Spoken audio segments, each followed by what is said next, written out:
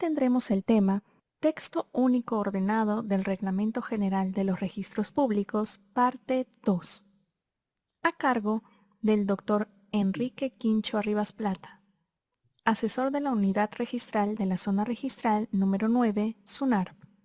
Muchas gracias a la institución, a mi querida institución SUNAR, por supuesto, y al equipo de la Subdirección de Formación Registral por invitarnos en esta nueva edición de Cátedra SUNAR que cada vez está teniendo más acogida por los alumnos.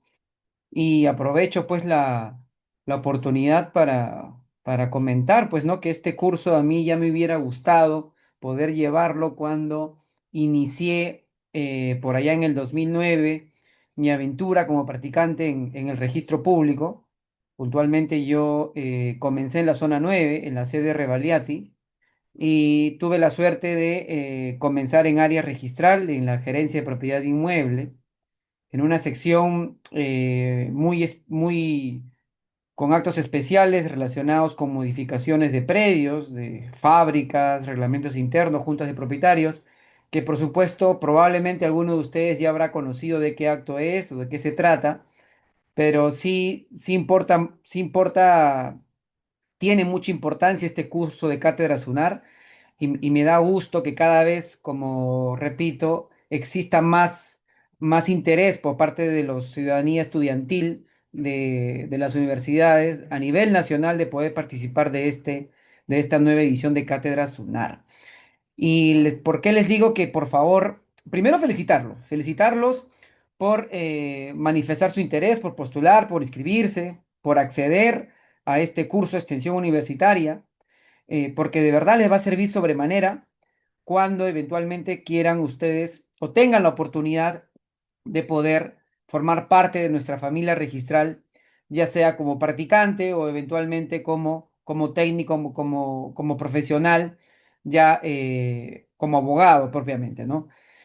Porque es muy importante, porque sabemos que en las universidades el derecho registral se enseña de una forma más doctrinal, como corresponde, más dogmática. Inclusive en algunas universidades se lleva como electivo, se comparte entre derecho registral y derecho notarial, que forma parte de la autonomía de la currícula de cada facultad, ¿no? Pero sí es importante que existan estos espacios, y qué mejor que la SUNAR, a través de estos cursos de cátedra SUNAR, pueda dar formación especializada destinada concretamente a ustedes, a practicantes o a personas que potencialmente puedan acceder al registro como practicantes. Dicho esto, y sin mayor preámbulo, yo les quiero pedir paciencia, porque esta charla voy a tratar de hacerla, de realizarla lo más amena posible, ya que existe mucha información, probablemente información un poco densa. He preparado unas diapositivas lo más didácticas y dinámicas posibles para captar la atención de ustedes. Y al final de la sesión existirá un espacio de preguntas, ¿no? Donde vamos a poder, pues, intercambiar alguna materia en específica que no les haya quedado claro. Y por supuesto, como siempre digo, cultura registral, ¿no? Hashtag cultura registral. Nos toca ahora desarrollar este tema que nos han asignado en esta sexta clase que tienen de Cátedra SUNAR, con el tema del Reglamento General de los Registros Públicos, la parte 2. Entendemos que en las primeras sesiones han llevado la clase con el doctor Ortiz Pasco en calificación registral. Estuve en esa clase inaugural, estuve casi toda la sesión. Por tema laboral tuve que retirarme, pero el doctor Pasco es un ponente que no tiene necesidad de mayor carta de presentación. Entonces, creo que abrió como corresponde esta nueva edición de Cátedra Sunar. ¿De acuerdo? Entonces, si me permiten, vamos a compartir pantalla para iniciar la sesión. Ok, entiendo que logran ver mi pantalla. Como les decía, en esta ocasión vamos a dictar la parte 2 del Reglamento General de los Registros Públicos. ¿Qué vamos a abordar en esta segunda sesión? Lo he subdividido en 4 subtemas, siempre en el orden de los artículos del Reglamento General de los Registros Públicos, que es como nuestro coquito, nuestra Biblia, para los que trabajamos o esperamos en el sistema registral. Tema 1, las inscripciones. Tema 2, anotaciones preventivas. Tema 3, la inexactitud registral y su rectificación. Tema 4, la extinción de las inscripciones y de las anotaciones preventivas. Se van a dar cuenta ustedes de que aquí en el Reglamento General de los Registros Públicos se distingue entre una inscripción y una anotación preventiva, porque la primera tiene una intención de vocación de permanencia y la segunda, como anotación preventiva, lo contrario, es de carácter temporal, ¿no? La inexactitud registral, porque caramba, errar es humano, y el sistema registral también reacciona y tiene una forma de solucionar estos problemas cuando se cometen algunos errores. Y por supuesto, si se regula la inscripción de las, propiamente de las inscripciones de los asientos registrales, también se tiene que regular la extinción de las inscripciones o de las anotaciones preventivas. ¿De acuerdo? A ver, primer tema o primer subtema de esta sesión del día de hoy, lo relacionado con lo que en el Reglamento General de los Registros Públicos ustedes van a encontrar entre los artículos 46 al 55, que son lo relacionado propiamente con la técnica de la inscripción o relacionado con las inscripciones.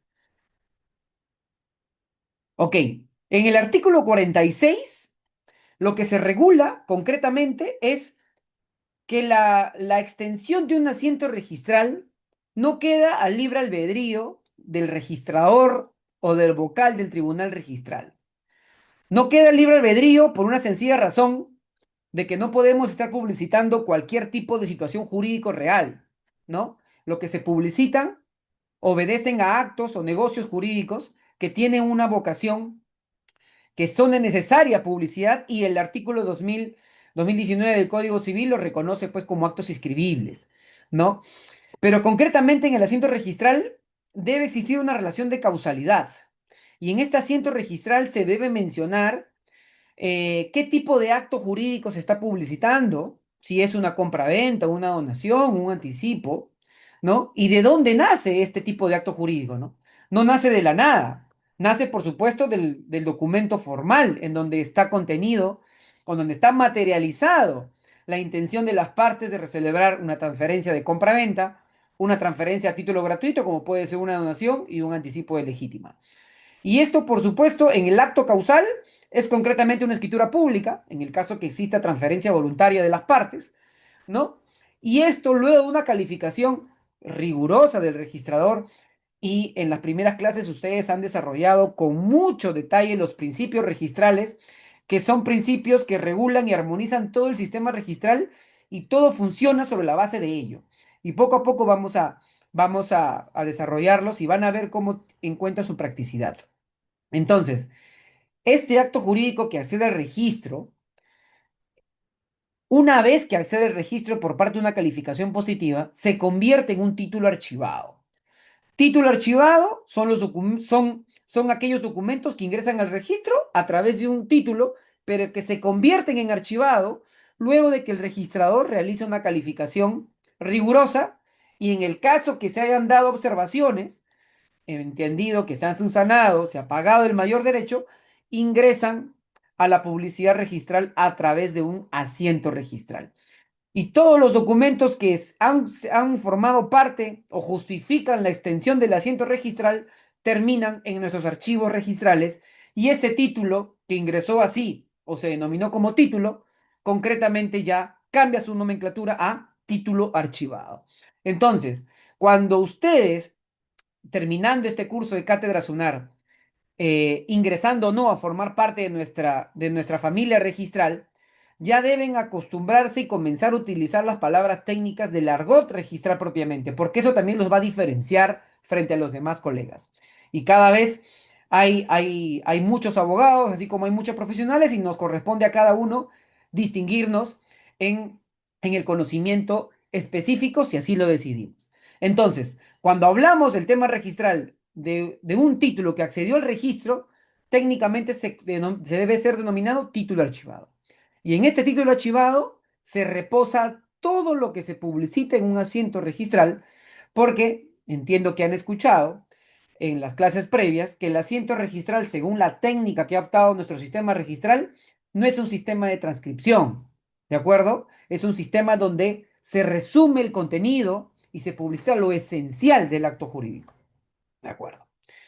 Pero así como se publicita un asiento registral, o mejor dicho, el acto jurídico a través de este asiento, no quiere decir que luego de haber sido calificado un determinado acto jurídico, llegada la inscripción, quizás el registrador cometió un error y no se percató de un vicio esencial en el acto jurídico, pero se llegó a escribir.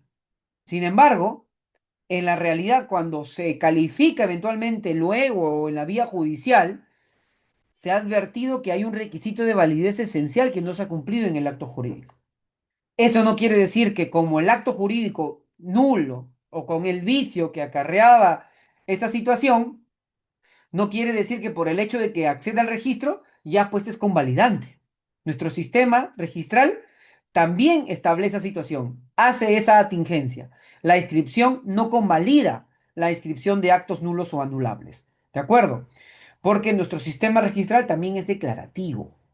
Hay muchas situaciones que se refuerzan o se reconocen en los principios, pero que luego sobre la lógica de estos es que el sistema registral se reposa. Siguiente artículo. El artículo 47 está referido a la prioridad registral. ¿De acuerdo? Los asientos registrales se extienden en virtud de qué? De unos títulos que ingresan al registro. Pero estos títulos ingresan en virtud a un estricto orden de presentación.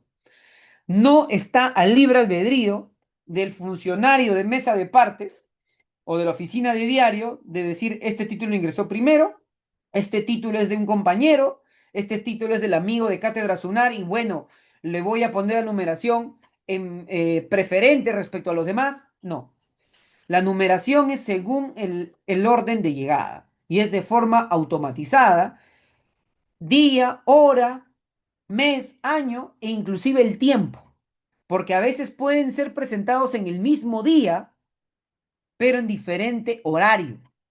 Y eso va a repercutir en la eficacia de en la eficacia de lo que se publicita en el asiento registral. De ahí lo que nosotros como abogados durante la formación siempre hemos escuchado en los profesores o en los abogados cuando alegan en los juicios orales, primero en el tiempo, poderoso en el derecho. ¿No es así? O primero en el tiempo, primero en el derecho. Eso también se ve reflejado en la prioridad registral. Típico ejemplo. Ingresa al diario, el diario es como la gran mesa de partes, donde ingresan los títulos. Si ingresa por el diario el título, tiene el orden 1-2, ¿de acuerdo? Con el título número 12 del año 2026, que ingresó el 1 de enero, Enrique, que figura, quien habla como titular de un inmueble, le vende a Sofía. ¿De acuerdo? Yo le vendí a Sofía mediante una escritura pública, que duda cabe, y el documento ingresó a través del diario, y resulta que ese mismo día, a través de otra notaría, ingresa una escritura pública donde yo también, muy vivo, por decirlo por lo menos, ¿no? No quiero objetivizarme en el ejemplo, le vendí a otra persona, le vendí a Rafael el mismo bien inmueble. ¿No? Evidentemente, aquí ustedes pueden advertir una complicidad o una posibilidad litigiosa de transferentes, ¿no? De posibles adquirentes. Pero quien se va a calificar en estricto orden de presentación va a ser aquel que ingresó primero, con el número 12, que ingresó el día primero y no que ingresó con el número 20 el día 2 de enero. El día 2 de enero, ya lo vamos a ver más adelante, va a haber un ejemplo donde va a quedar suspendido. Pero la primera parte del artículo 47 se recoge lo que es la prioridad registral, que no es otra cosa que la calificación de los títulos o el ingreso de estos re- responden a un estricto orden de presentación. Ahora, la segunda parte del artículo 47 es lo que les mencionaba, cuando hay algún tipo de incompatibilidad en los títulos. En el ejemplo que les mencionaba, en principio, esta transferencia que ingresó en segundo lugar, en donde yo le vendí en el ejemplo que le mencioné a un señor de nombre Rafael, por supuesto que es incompatible respecto al título anterior en donde yo le vendí a Sofía.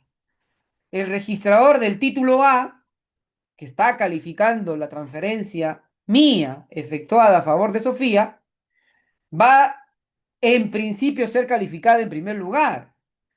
Y el registrador del título B, que tiene el título de transferencia de Enrique hacia Rafael, lo que corresponde es que el registrador del título B, ¿qué es lo que tiene que realizar? Proceder a la suspensión del título A siempre y cuando no exista otro defecto que contenga en la transferencia. No entremos a mayor detalle, simplemente de forma genérica. ¿De acuerdo? Eso es lo que recoge la parte 2 del artículo 47, creo que está en el segundo párrafo de ese artículo. Pero siempre hablo en condicional porque errar es humano. Pero quizás por alguna extraña razón, el registrador del título B, que ingresó en segundo lugar, es calificado en primer lugar, es calificado primero.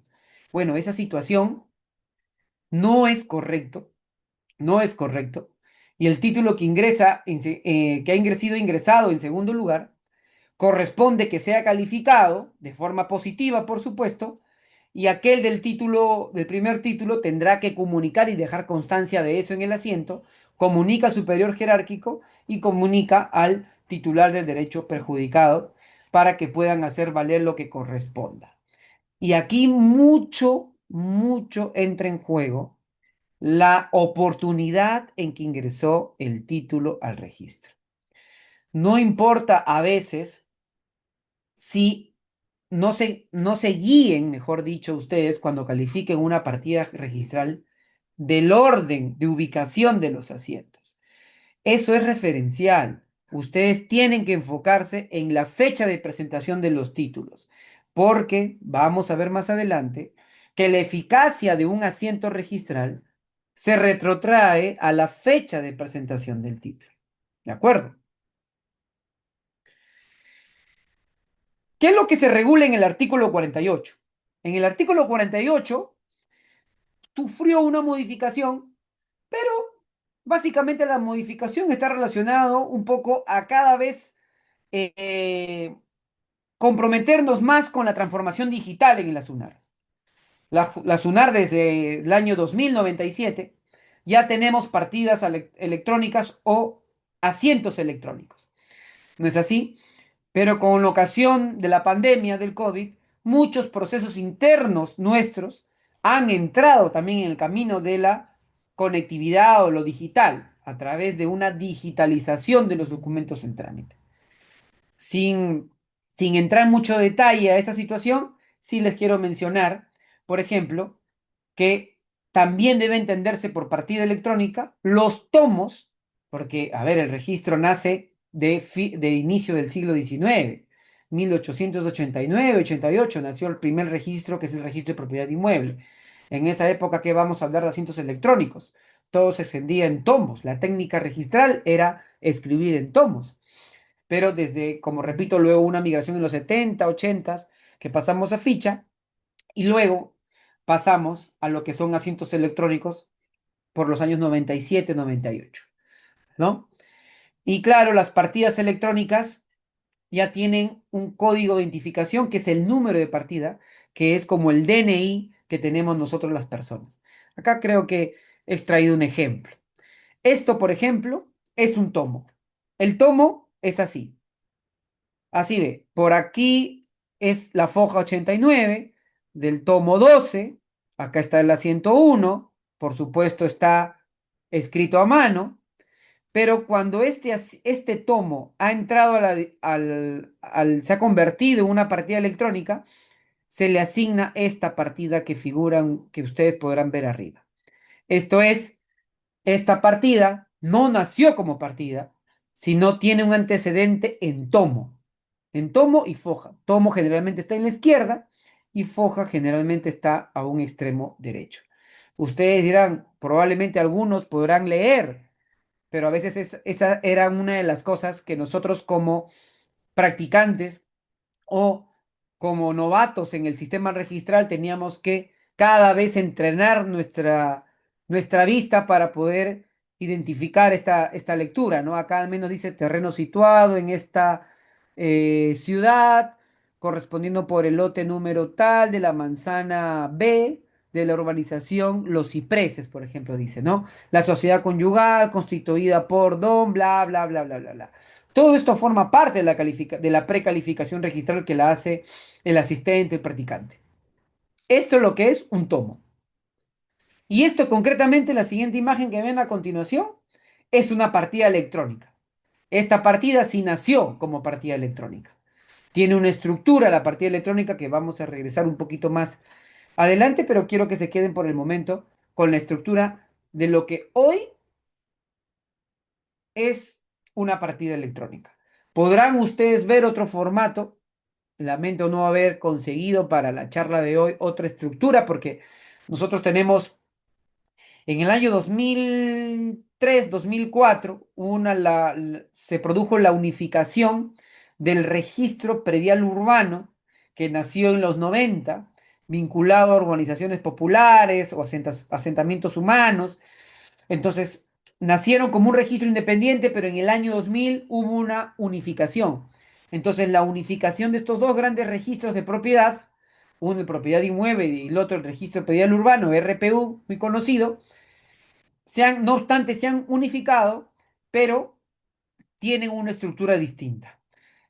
Sino, no obstante, para la clase de hoy, están viendo una partida electrónica típica, típica del registro. Y claro, en los artículos 49 y 50 se regula qué es lo que debería contener un asiento de inscripción, por ejemplo, un resumen, qué cosa es lo que se está publicitando, qué tipo de acto, los datos relevantes para terceros, las fechas, los montos, los números. El número de presentación se refiere, por supuesto, al título de presentación. Eso es lo que tiene que figurar lo que nos manda el artículo 50. El artículo 49 está más relacionado a quién firme el asiento registral, por supuesto, y alguna posibilidad de consignar en el asiento registral, según corresponda, algunas anotaciones de correlación o cierre de partidas. Probablemente en las clases que vengan van a llevar lo concerniente a duplicidad de partidas, que es cuando sobre un mismo inmueble se han generado dos partidas. Es como, salvando las analogías, Enrique Quincho Rías Plata tuviera dos DNIs, ¿de acuerdo? Eso no es correcto. En el registro de propiedad y en el registro de personas jurídicas o inclusive de mandatos y de sucesiones intestadas o personal, también puede darse esos casos, en donde sobre un inmueble de una misma persona jurídica existan dos códigos o dos números de partida. Ese es un error que el registro está en la obligación de solucionar. ¿Tenemos una solución administrativa? Sí, eso ya lo verán en la siguiente clase correspondiente. Pero en el artículo 49 del Reglamento General también se establece que según el acto que se tenga que publicar en el asiento, también, según corresponda, se consignarán si hay un cierre parcial, hay un cierre total o algún tipo de correlación. Entonces regresamos a la imagen, ¿no? A la imagen de una partida. Esta es una partida que nació con un gran asiento electrónico. ¿Por qué lo digo un gran asiento? Porque es la primera hoja de esta partida electrónica. Esto corresponde a una unidad inmobiliaria denominada Aires. Está sujeto a un régimen de propiedad horizontal, esto es propiedades superpuestas. ¿Qué cosas, datos importantes tenemos? Por supuesto, el número de partida, la descripción del inmueble, de dónde viene el inmueble, es en el rubro A, al antecedente dominial. En la unidad inmobiliaria, como es un inmueble, no puede ser un vacío. Tiene un área que está encerrada en un espacio determinado. Por ahí vemos el frente, derecha, izquierda y fondo. Y por supuesto, las propiedades o las unidades inmobiliarias que se inscriben en el registro tienen que tener o estar referidos a un titular registral. Acá simplemente por temas de intimidad no lo he suprimido adrede, por supuesto, el nombre de la persona, pero solo para que eventualmente cautelar algún tipo de intimidad. Luego, aquí podrán ver con mi cursor el título. Esta partida nació en el año 2015. el diario, que dice, el título fue presentado el 19 de febrero de 2015 a las 3:39 con 23 segundos, bajo el número 2015-172950 del tomo diario 0492. Los derechos cobrados, los recibos y la fecha de la extensión del asiento. No confundir la fecha de la extensión del asiento, que es cuando el registrador firma y nace el asiento registral, con la presentación del título, que es cuando ingresa el documento. Y por eso es que, obviamente, la fecha de la extensión es posterior a la fecha del ingreso del título. Aquí ingresó el 19 de febrero y luego de un poco más de 2 meses llegó a inscribirse. Acá tenemos otro ejemplo de asiento registral, es un poquito más extenso, pero creo que ya no repitamos. Acá hay otro ejemplo, este es un acto jurídico, una compraventa. ¿Qué actos tienen, qué datos tienen que publicitarse? Por supuesto, qué rubro es, qué inmuebles son, si es una compra-venta, quién es el adquirente, quién lo vendió, si es una persona jurídica, consignar el número de partida jurídica de la empresa o de la persona jurídica, a cuánto, si el precio fue pagado y a través de qué escritura pública, ¿no? Porque ustedes han escuchado el principio de titulación auténtica, porque los asientos registrales responden a este principio de titulación auténtica. No cualquier documento puede acceder al registro. Una escritura pública es un instrumento público, un acto administrativo es un instrumento público, un parte judicial es un instrumento público, un documento privado con firmas legalizadas puede generar un asiento registral, sí, así es. Hay una normativa especial relacionada con propiedad horizontal, que para yo poder independizar unidades inmobiliarias no requiero necesariamente una escritura pública. Digamos, indistintamente si es una escritura o un documento privado con firma legalizada, según la normativa que corresponda para el acto que se desea inscribir, tiene que mencionarse aquí. Y claro, aquí también se consigna la fecha del título, a qué hora ingresó y bajo qué número y qué registrador, por supuesto, extendió el asiento.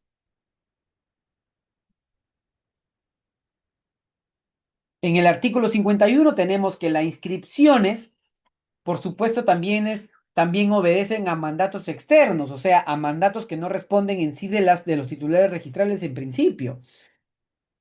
El típico ejemplo es un mandato judicial. El mandato judicial no presupone necesariamente que el titular registral de forma voluntaria quiera escribir un mandato, ¿no? Generalmente los mandatos judiciales se extienden en contra del titular registral, no a favor de este. Difícil son los casos. Entonces, en un mandato judicial, le expide la sala a un juzgado, la fecha y la resolución, las partes litigantes. ¿Cuál es el requisito clave cuando recibimos un mandato judicial? La constancia de haber quedado consentida o ejecutoriada o firme. Eso ya va a depender de la naturaleza o del tipo de parte judicial. Por supuesto que estamos hablando acá de inscripciones en virtud a mandatos judiciales. Esto vamos a encontrar y se regula en el artículo 51. He consignado aquí inscripciones por mandato externo, o sea, no por una voluntariedad de las partes, sino por un tercero. Creo que por aquí tengo un ejemplo, sí. Aquí tengo un ejemplo de cómo es un asiento registral referido a un mandato judicial. Esta es una sentencia. Aquí está el tipo de resolución, qué juzgado o sala lo ha emitido, qué cosa es la parte resolutiva, qué cosa más encontramos en este asiento. Creo que aquí hubo una aclaración y hubo un parte aclaratorio. Y por acá la situación de que quedó firme la sentencia. Pueden ver por mi cursor las partes involucradas en el litigio judicial y por supuesto que duda cabe siempre el asiento de presentación o el título que ingresó en el 25 bajo este número con el tomo diario, los derechos cobrados, el recibo y la fecha de extensión del asiento y obviamente quién calificó este parte judicial o este título. También tenemos mandatos externos distintos al juez, por supuesto, los laudos arbitrales, que pueden ser expedidos por árbitros únicos o por tribunales arbitrales. Generalmente se tiene que consignar el secretario arbitral en el asiento y el requisito clave es que la decisión final de la controversia esté relacionada con el laudo arbitral. Ojo que también la norma especial de la ley de arbitraje, que es el decreto legislativo 1070 o 1071, me parece, también prevé las anotaciones de proceso arbitral, que no es otra cosa que las anotaciones de demanda. No obstante, eso también pueden llegar a su inscripción. Otro tipo de documento externo o título que justifique la inscripción es un documento administrativo. Documento adjetivo de forma muy genérica, pero concretamente es un acto administrativo, ¿no? Un acto administrativo también es mérito suficiente para extender un asiento registral. ¿Qué cosa se debe publicitar en un asiento registral de un acto administrativo? Muy cosas muy similares. ¿Quién lo emite? ¿Sobre qué se trata? Y toda esta situación entra en el marco de una calificación registral. Cuando son actos administrativos, así como cuando son partes judiciales, la calificación registral no desaparece. La calificación registral siempre va a existir. La diferencia o el matiz es el alcance de la calificación. Cuando estamos hablando de un parte judicial, la calificación es atenuada, donde solamente debemos verificar como operadores registrales las adecuaciones o el carácter inscribible del acto, por ejemplo. Situación similar acontece con los actos administrativos. Con los actos administrativos lo que corresponde verificar también es la, por supuesto, adecuación con el antecedente registral. Y qué cosa también es pasible de cuestionar o observar en un acto administrativo la competencia del funcionario. Si por alguna razón se quiere inscribir un certificado de numeración, lo expide en principio el gerente de desarrollo urbano, el gerente de catastro o el gerente similar con esas denominaciones, ¿no? Pero en principio, si ustedes precalifican o tienen la oportunidad de ver un certificado de numeración, eh, pero expedido, digamos, por el subgerente de orientación al vecino, eso a ustedes como operadores registrales, cuando menos, les debería llamar a la reflexión y decir, ¿cómo así un certificado de numeración que está relacionado con un inmueble me lo puede expedir un funcionario de la municipalidad, pero que trabaja en orientación al vecino, sugerente de orientación al vecino o sugerente de participación ciudadana? ¿Eso qué conllevaría? A que el registrador agote la calificación y eventualmente cuestione la competencia del funcionario y le solicite que se le acredite que ese funcionario, a priori, yo también tendría dudas y podría cuestionar su competencia. ¿Cómo debería subsanar el funcionario? Adjuntando una copia certificada del documento de gestión municipal en donde se establece que ese funcionario sí tiene competencia para expedir ese tipo de actos administrativos. Pero lo que no puede hacer el funcionario o el servidor registral es cuestionar lo que es materia de aprobación en el acto administrativo. Tengo entendido que al final de la edición de Cátedra Sunar van a tener una charla con la vocal del Tribunal Registral, Noelia, quien va a desarrollar lo relacionado con precedentes de observancia obligatoria, y no tengo la duda que se va a tocar el tema de la calificación registral respecto de actos administrativos, y por supuesto ustedes van a poder escuchar lo que ahora les estoy indicando. Y aquí ven un asiento de acto administrativo, se consigna cuál es el acto administrativo. En este caso es una resolución expedida por la GDU, es el acrónimo de Gerencia de Desarrollo Urbano, y esto es MDL de la Municipalidad Distrital de Lurigancho, Chosica, referido a que está modificando la condición de un aporte reglamentario, creo que es de un parque, su uso, ¿no? Eso no entremos en mucho detalle, solo ubiqué este asiento para fines ilustrativos. Continuemos. También pueden acceder al registro títulos extranjeros. Y ahí es importante cuidar la cadena de custodia o la cadena de legalidad, por lo cual se exige que pase a través de un cónsul o un funcionario competente que certifique las firmas de determinado funcionario del extranjero, lo que se denomina legalización o la apostilla para validar su autenticidad. Aquí me permito brevemente hacer un paréntesis. La SUNAR cada vez está más comprometida con la transformación digital y como le mencionaba, nuestros procesos también están migrando en ese sentido. Entonces, ustedes habrían escuchado que el año pasado se profundizó o se difundió que ya las personas ciudadanas, ciudadanos peruanos que residen en el extranjero, pueden emitir poderes a través del cónsul y ya ingresa todo de forma electrónica. Con lo cual, esta cadena de apostillados o legalización por el cónsul prácticamente desaparecen, porque todo ingresa vía virtual a través de una plataforma denominada SIT, que es el acrónimo de Sistema de Intermediación Digital. ¿Existen otro tipo de documentos que entiendo que siguen ingresando bajo esta cadena de legalidad? Sí, por supuesto.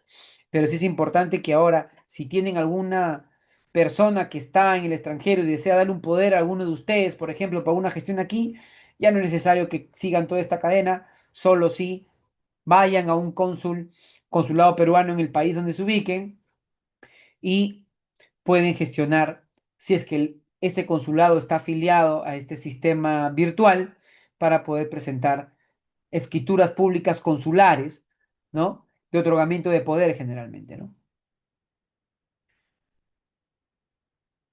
Después tenemos, han escuchado, les he hablado del asiento registral, pero el entregable o el producto final del registrador luego de hacer una calificación rigurosa de un título terminan en dos documentos. El asiento registral, que es lo que ya vimos, y la anotación de inscripción. La anotación de inscripción, sí ustedes no la van a ver en la partida registral. ¿Eso dónde lo van a encontrar eventualmente? En el título archivado. La anotación de inscripción es como si fuera una carátula, como si fuera un índice de lo que está en el asiento registral.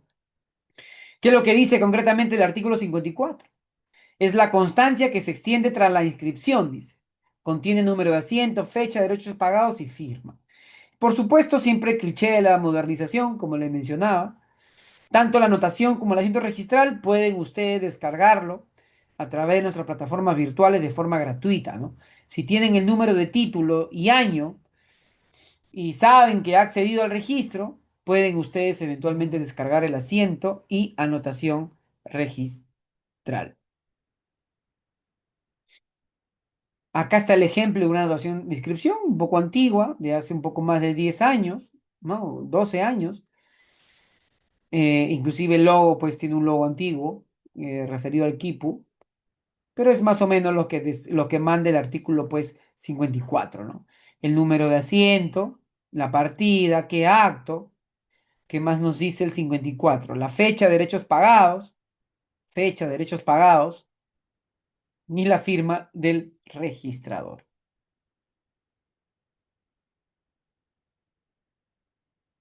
Y el último artículo de este primer subtema, que es el artículo 55, son los plazos del registro relacionados con la inscripción.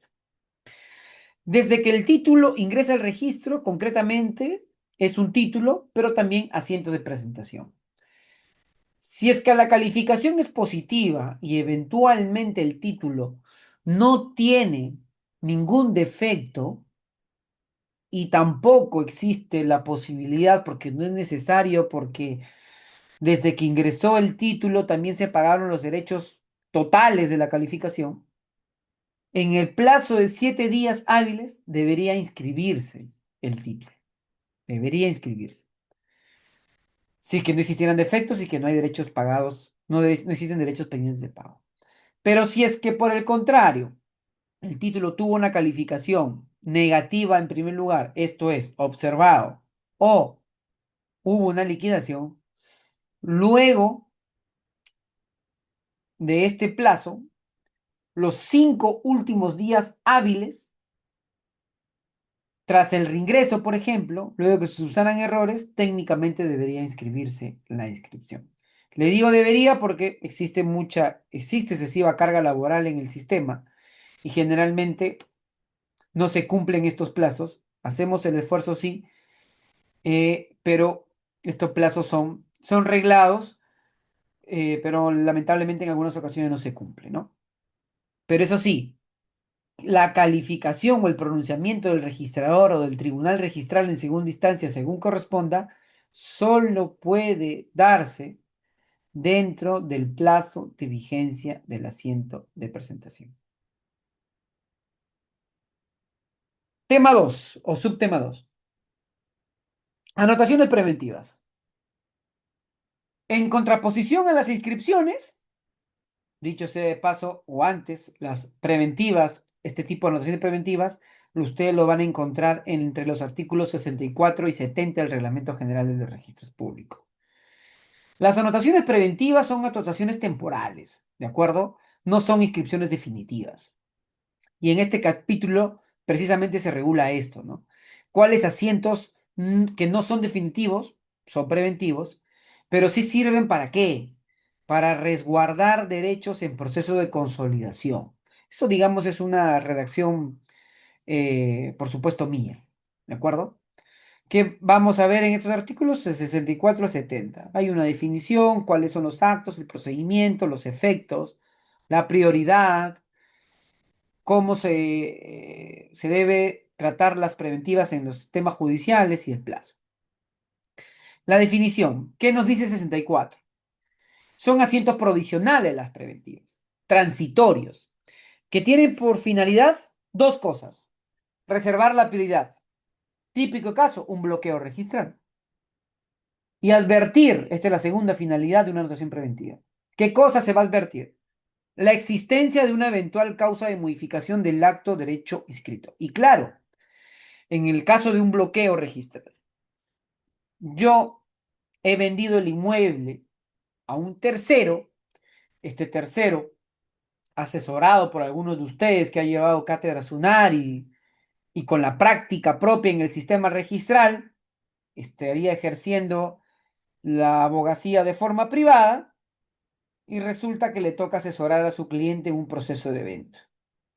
Vuestra recomendación, por supuesto que tendría que hacer que ni bien firman el contrato de compra-venta o la minuta en notaría, ordenen o soliciten al notario que se bloquee la partida registral en tanto dure el proceso de suscripción de la escritura pública.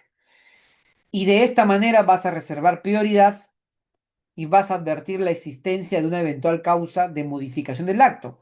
Concretamente, se va a modificar mi derecho inscrito como propietario. Probablemente vaya a conllevar a que la persona a cuyo favor se extendió el bloqueo registral eventualmente sería el nuevo titular del derecho de propiedad, en el caso de un bloqueo registral. Son temporales, no son definitivos, son provisionales y transitorios. Reiteramos la doble finalidad, prioridad, publicidad y advertencia. Todo acto puede ser susceptible de una demanda judicial. En el 65 creo que vemos hasta 5, si no me equivoco. Las primeras dos, que son el inciso A y el inciso B, son actos susceptibles de origen judicial. Las demandas y otros tipos de medidas cautelares. Las resoluciones judiciales que no den mérito a una inscripción definitiva, similar a una medida cautelar, ¿no? También son susceptibles de una anotación preventiva. La nota es que, por supuesto, estos provienen de un mandato judicial y el juez ordena reservar la prioridad mientras dure el litigio. Sencillo. Y este es un ejemplo de una anotación preventiva. Concretamente, una anotación de demanda, ¿qué cosa también puede ser llamada a su vez? Una anotación preventiva. No es una inscripción registral propiamente, es una anotación. Es una anotación preventiva. Que esté escrito, sí, pero es una anotación preventiva. Y es temporal, ¿no? ¿Qué cosa hay más aquí en la preventiva? Bueno, esto es similar al contenido de un parte judicial, que eso ya lo vimos al principio. ¿Qué otros actos susceptibles tenemos de que puedan publicitarse en el registro de forma preventiva? La norma, en el artículo 65, nos reconoce tres más. Inciso C, títulos cuya inscripción no puede efectuarse porque no está inscrito el derecho donde emana. El típico caso del tracto sucesivo. Típico caso donde yo estoy vendiendo el inmueble, pero resulta que mi derecho de propiedad, que estoy vendiéndolo, todavía no figura en registros. ¿Cómo así? En registros públicos todavía se está vendiendo un lote, pero el lote figura a nombre de la inmobiliaria y yo, Enrique, le compré a la inmobiliaria. Pero en un segundo momento, Enrique está vendiendo el inmueble a un tercero. El tercero, sí diligente, quiere inscribir su transferencia, pero se da cuenta, se percató, de que Enrique no figuraba en registros. Le urge de alguna manera publicitar de forma preventiva esta situación. Anota preventivamente. ¿Qué otros casos? Títulos cuya inscripción no puede efectuarse porque adolecen de defecto. También, títulos que tengan alguna situación de observable también pueden ser pendientes de subsanar, mejor dicho, también pueden acceder al registro. ¿Qué otros tipos de actos? Títulos que en cualquier otro caso deban anotarse conforme a disposiciones especiales. Y aquí es un cláusulo apertus. El legislador puede establecer a través de normas especiales o leyes especiales cualquier otro tipo de acto que pueda ser susceptible de una anotación preventiva. Hoy en la oficina veíamos un caso muy recurrente de que nosotros tenemos como país un déficit brutal de infraestructura. ¿No es así? Las entidades respectivas del sector relacionadas con el impulso, como son el MTC, solicitan de forma contigua que se extienda la anotación preventiva de la carga por el derecho de vía, o sea, o una carga técnica al amparo de una norma especial que es un decreto legislativo 1192. Concretamente, ¿cuál es el supuesto de hecho? Una carretera o una gran línea de transporte va a pasar por una determinada ubicación y esta ubicación implicaría expropiar lotes o casas. Están inscritas en registro. Por esta norma especial se permite que de forma preventiva se publiciten, hasta por un periodo de 60 meses, si no me equivoco, la situación de una carga técnica de derecho, de expectaticio para que puedan ejecutar determinada obra de infraestructura, netamente con fines de expropiación, esta norma en concreto. ¿De acuerdo?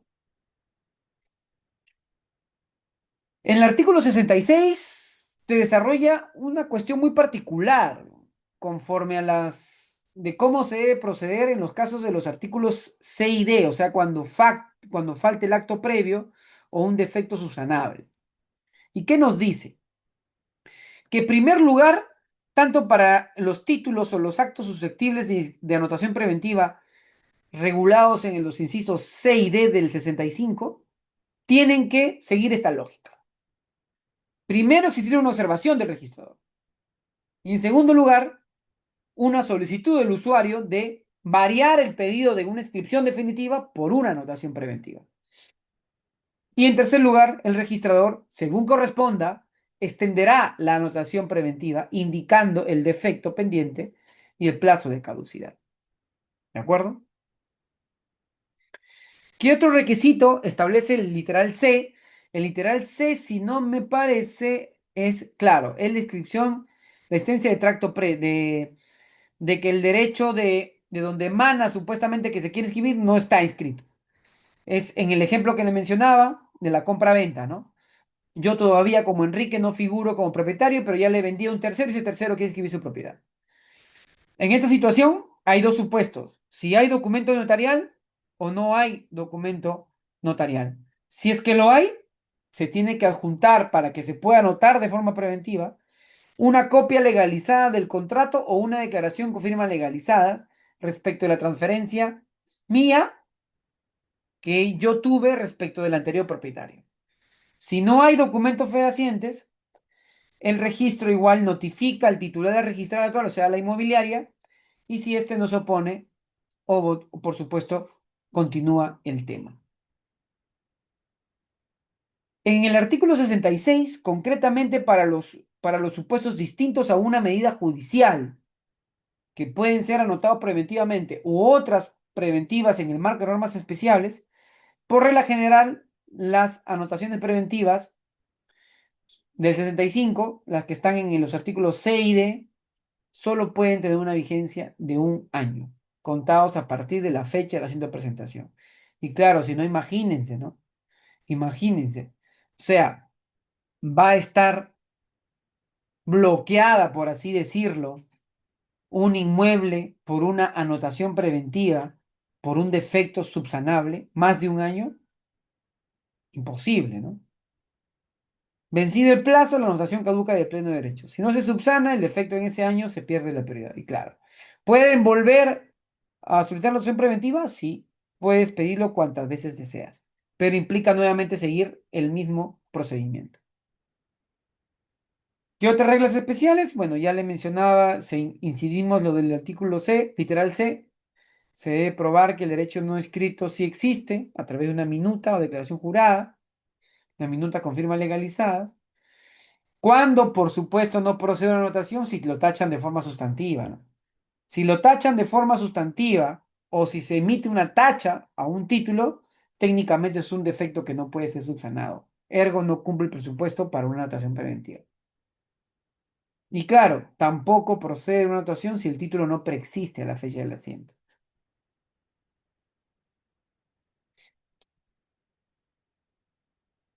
Y aquí ustedes han identificado una anotación preventiva por defecto subsanable. Fíjense, he cortado adrede el asiento porque era un poco extenso. Aquí dice anotación preventiva por defecto subsanable, de conformidad con el artículo tal. Se indica qué cosa es lo que escribía escribirse y se indica cuál es el defecto subsanable subsistente. Y está el disclaimer del registrador en el sentido de indicar que se deja constancia que la presente anotación preventiva tiene una vigencia de 1 año, contado a partir de la fecha de presentación del título. Vencido dicho plazo, la anotación preventiva caduca de pleno derecho y no surte efecto. Esto puede ser nuevamente presentado para que se siga generando nuevamente la preventiva y sí, la norma no lo prohíbe. ¿Qué más tenemos? En el artículo 67 también es una característica de una anotación preventiva, que es el efecto excluyente o no excluyente, dependiendo de si el título es compatible con la preventiva.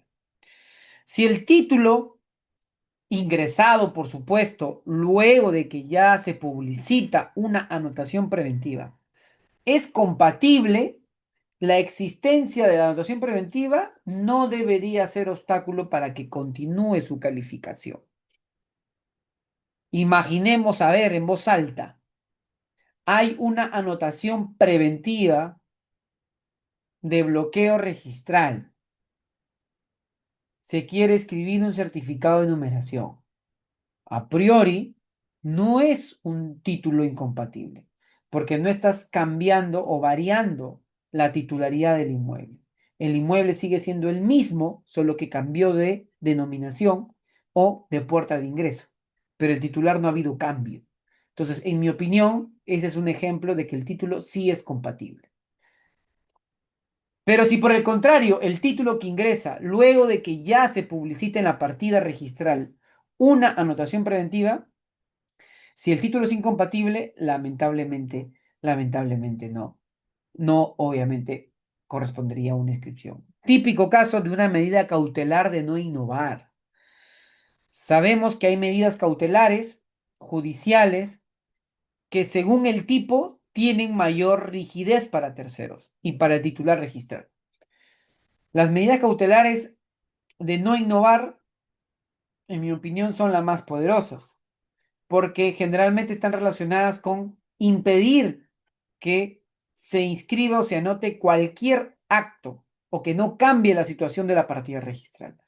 Entonces, si encontramos esta medida cautelar, si encontramos esta medida cautelar, cualquier título que ingresa luego de esta anotación preventiva será incompatible y será rechazado. No podrá acceder al registro.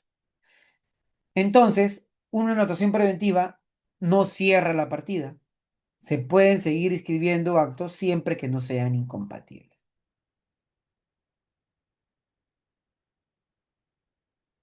Y en el artículo 68 se regula la retroprioridad. ¿Qué quiere decir? Que si existe un acto que por la situación X se anotó de forma preventiva, cuando se inscriba este acto de forma definitiva, sus efectos de esta definitiva, que por supuesto van a estar en otro asiento registral, que presupone la existencia de un nuevo título presentado, la eficacia de estos asientos definitivos, no se va a retrotraer a la fecha del asiento de presentación de esa definitiva, sino que va a retrotraerse a la fecha de la preventiva. Eso quiere decir el 68 de la retroprioridad. El viaje en el tiempo jurídico, podríamos decir. Inscrito el acto derecho surtirá sus efectos desde la fecha del asiento, desde la presentación de la anotación. A eso quiere referirse el efecto retroactivo de una inscripción definitiva de un acto anotado preventivamente. ¿Qué más tenemos? El artículo 69, las anotaciones de resolución judicial. Bueno, acá es muy similar, ¿no? Que nos dice la regla, las anotaciones judiciales se extienden sin perjuicio de que hayan sido impugnadas dentro del procedimiento. Y claro, aunque el juicio sigue en apelación o debate, el registro mantiene la anotación. El registrador obedece al juez. Eso es elemental. ¿De acuerdo? Eso es elemental. ¿Qué más tenemos? El artículo 70, la publicidad del plazo. En el asiento registral de una preventiva debe contener la indicación expresa del plazo de vigencia de la anotación preventiva. Y esto es para dar seguridad jurídica, que los terceros sepan exactamente cuándo expira la protección.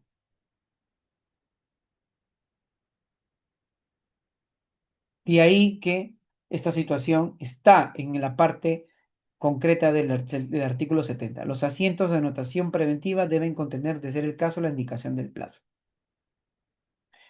Entonces, algunos aspectos claves de estos artículos, que en el 64 ustedes van a ver que es un asiento provisional y transitorio. En el 65, las causales o cuáles son los tipos de actos susceptibles de una actuación preventiva, la vigencia, el efecto y el beneficio, ¿no? Que es la retroprioridad. Y también pueden quedarse con esta frase, ¿no? Así como tenemos un aforismo jurídico que primero en el tiempo, poderoso en el derecho, bueno, una frase que también les invito a tener presente es que la anotación preventiva es la herramienta clave para asegurar derechos en formación. Subtema 3. Subtema 3. Ya nos quedan dos temas, el tema 3 y el tema 4. A ver, ya hemos hablado sobre las inscripciones y sobre las anotaciones preventivas. Al principio hablábamos que errar es humano, como todo en la vida, aprendemos mientras nos equivocamos, pero cuando nos referimos a temas jurídicos también tienen consecuencias. Y el registro también ha regulado cómo debe responder el sistema cuando corresponda realizar una rectificación. Esto lo van a encontrar ustedes entre los artículos 75 al 90 del Reglamento General de los Registros Públicos. En el 75, concretamente, se define qué es una inexactitud registral. Y bueno, la inexactitud registral es simplemente una diferencia que existe entre lo que se publicita en la partida registral, lo que hay en la realidad registral. Entonces ustedes me dirán, eh, doctor, entonces prácticamente el sistema registral vive de inexactitudes registrales. Y la respuesta que te daría es sí. Y sí, porque el sistema registral pero no es declarativo. el hecho de que el hecho que a nivel registral una partida de una zona de Lima no exista inscrita una declaratoria de fábrica o una construcción, no quiere decir que en esa partida no existe una casa construida. No quiere decir que todavía figure siendo como lote. ¿No es así? Entonces, por eso que la inexactitud registral tiene una denominación muy extensa o muy genérica. La inexactitud es una inadecuación o una inexactitud entre lo que dice la realidad registral propio de su publicidad de sus asientos con lo que realmente existe en la realidad. Vaga la redundancia. Se extiende entonces por inexactitud o se entiende entonces por esto a todo desacuerdo existente entre lo registrado y la realidad está registral. ¿Y cuál es el objetivo de esto? Es que a través de la rectificación se busque que la realidad registral concuerde con la realidad física o jurídica. ¿Cómo nace? ¿Cómo nace el trámite de rectificación? Bueno, a solicitud de parte y de oficio. A solicitud de parte porque quizás el registrador no se percató y el usuario sí, porque en principio el usuario es el que está más interesado y está estresado y preocupado en que no solo el registrador califique rápido su título, sino que lo califique bien y se publicite correctamente algunos datos. Como mínimo, su nombre si estamos referidos a una inscripción de compraventa, ¿no? Entonces, cuando es a solicitud de parte, los registradores rectifican las solicitudes a pedidos interesados, por supuesto. ¿Cuáles son los requisitos? Siempre una solicitud por el diario, ya sea físico o virtual. Se indica con precisión del título archivado, acá me confundí en la letra, la palabra, tiene que indicarse el título archivado porque en principio se cometió el registrador, pero el título archivado estaba bien. Si es que quizás el título archivado estaba bien, concretamente ya no es un error por título archivado, sino debe adjuntarse un título modificatorio, o sea, un nuevo documento. De oficio, el registrador también puede calificar o extender asientos rectificatorios. En errores de concepto, ya vamos a ver un poquito más adelante, ya es cuando el archivado pues no está claro y ya hay que corregir también. O sea, el archivado es claro entre la ambigüedad, o sea, en la ambigüedad del asiento, pero el archivado es claro, perfecto, lo corrijo. Pero si el archivado es ambiguo, lamentablemente tendrá que juntarse un documento aclaratorio. Claro está, siempre las rectificaciones podrán acceder al registro en tanto y en cuanto no existan obstáculos que lo impidan en la partida. Si quieren rectificar algo relacionado con la transferencia, pero ya se transfirió un tercero, generalmente ya no procedería una rectificación. La mecánica que establece el reglamento general para solucionar las inexactitudes, hay una forma. La forma es que un asiento rectificatorio se corrige a través de otro asiento rectificatorio, en un asiento siguiente. El efecto dominó que regula el 69 es que producto que invirtió un asiento se generaron más asientos, estos asientos conexos también corresponderán que sufran lo mismo, esto es, que sean rectificados.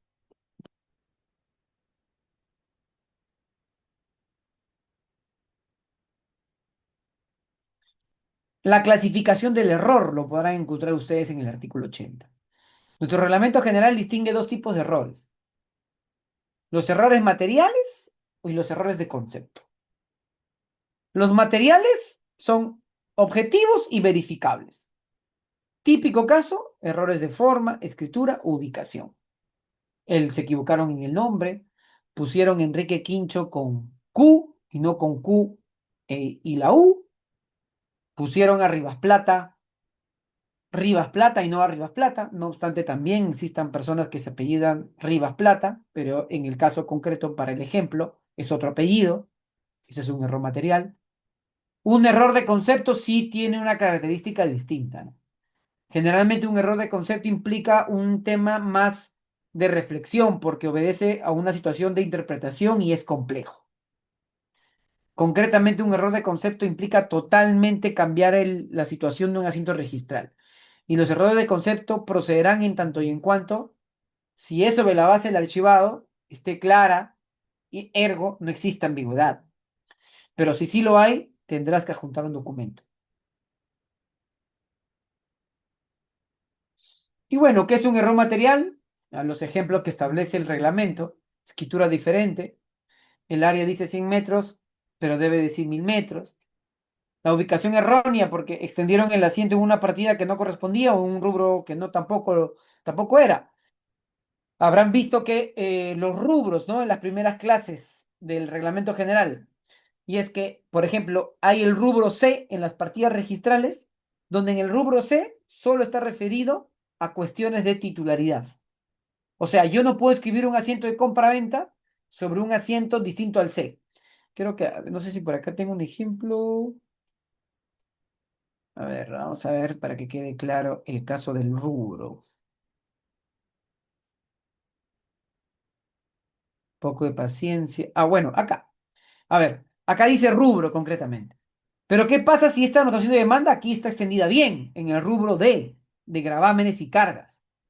Pero el registrador se confundió y extendió la anotación de demanda en el rubro C, referido a titular aspectos de dominio, de propiedad. Corresponde también su rectificación.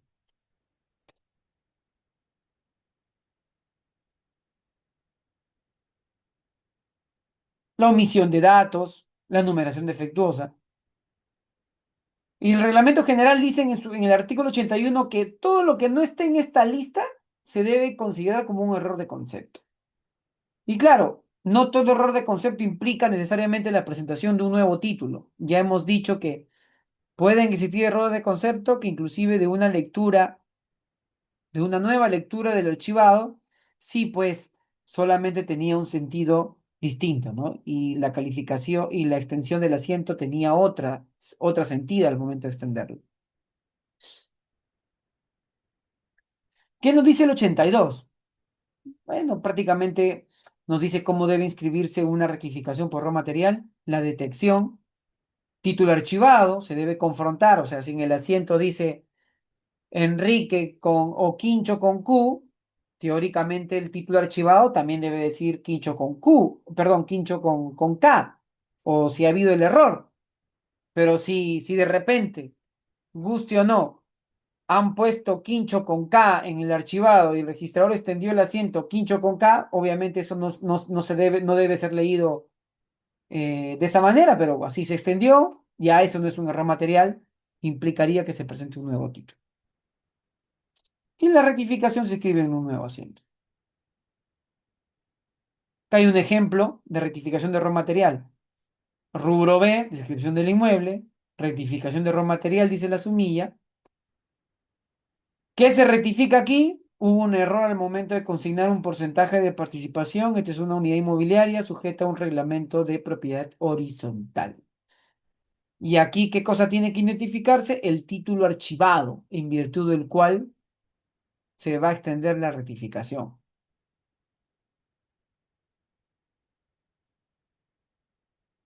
¿Qué más tenemos? El caso especial del traslado del asiento. Aquí es un poquito más complicado porque generalmente este tipo de rectificaciones es porque hay una partida, se extendió una partida, un rubro distinto, hay un traslado de asientos en partidas que no corresponden. Solo se requiere un poco más de cuidado, pero la técnica registral es que se extienda un asiento y se correlacionen estas cosas para que la publicidad sea entendible, ¿no?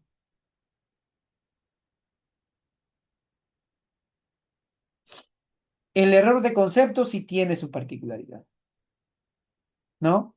La definición es cuando al escribir se altera o varía el verdadero sentido del título. Hay una interpretación vaga, ambigua o inexacta. Si es claro el título archivado, la rectificación es simple, ¿ok? Pero si la rectificación no es simple, por el contrario es compleja, porque el título original Si realmente existe una ambigüedad, será necesario un título modificatorio suscrito por las partes intervinientes del título que se va a rectificar o una resolución judicial.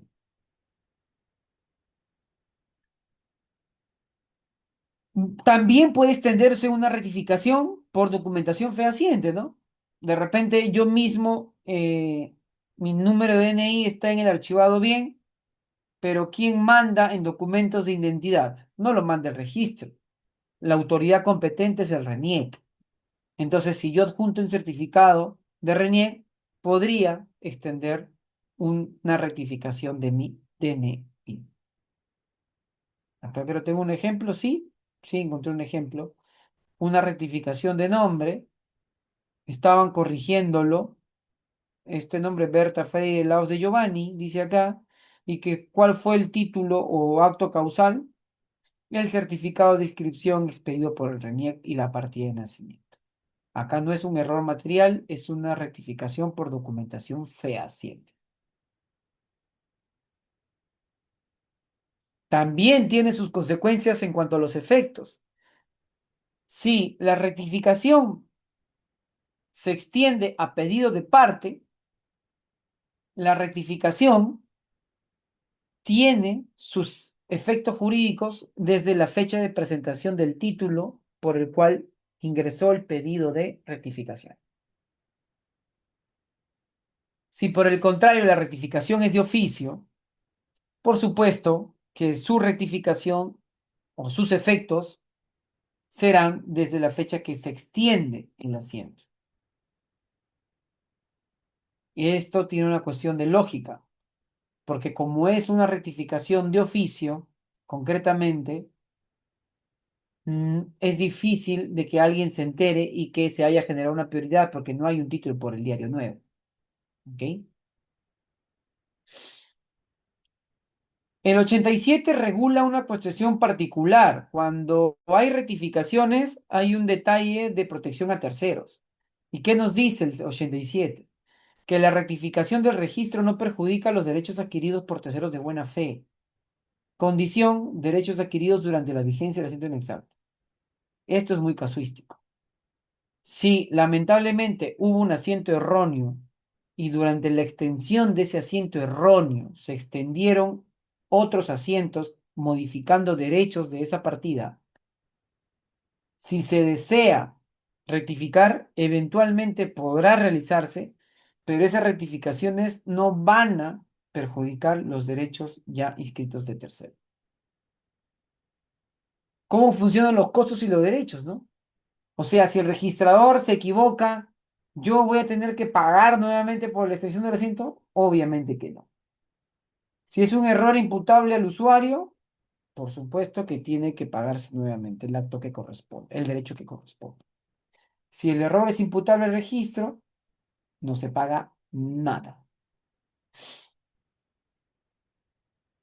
La conclusión del asiento en el 89 está referido pues a que, ojo que si hay asientos que no han terminado o no se han concluido de forma satisfactoria, no quiere decir que basta con una enmendadura o un detalle que ustedes vean en la partida, porque eso no va a pasar.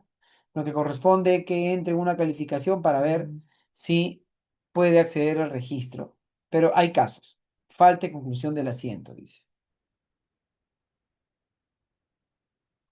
Y claro está, el juez o el órgano arbitral también pueden expedir actos por los cuales se rectifiquen inexactitudes registrales.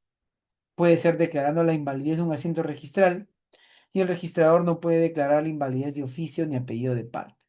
Eso es correcto, porque la invalidez es de competencia exclusiva y excluyente de un acto jurídico para el órgano jurisdiccional o el órgano jurisdicción, que los arbitrajes también tienen reconocida jurisdicción a nivel constitucional. Y estos dos últimos son los encargados de determinar la validez o invalidez de un acto o negocio jurídico inscrito. Y por último, el tema 4, señores. El tema 4, en la parte final, hablamos de inscripciones, anotaciones preventivas, rectificaciones. Bueno, ahora corresponde hablar de cómo se extinguen estas inscripciones o cómo se extinguen las anotaciones preventivas.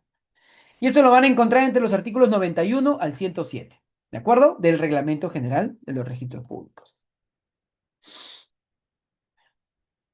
Bueno, la extinción de una inscripción